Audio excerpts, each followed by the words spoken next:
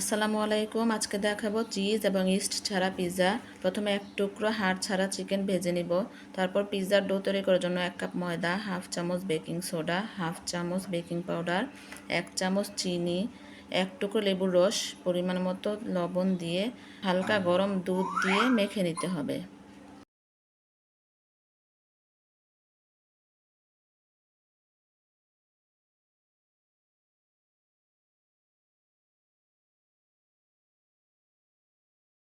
তারপর উপরে একটু তেল মাখিয়ে আধা ঘন্টার জন্য রেস্টে রেখে দিতে হবে।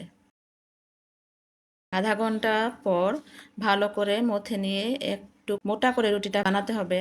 তারপর ওপরে টমেটো সস দিয়ে কিউব করা পেঁয়াজ, ক্যাপসিকাম, ভাজা চিকেন দিয়ে ঢেকে দিতে হবে 15 মিনিটের জন্য।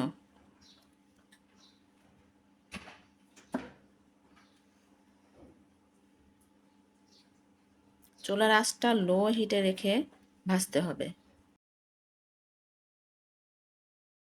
ব্যাস তৈরি হয়ে গেল পিৎজা।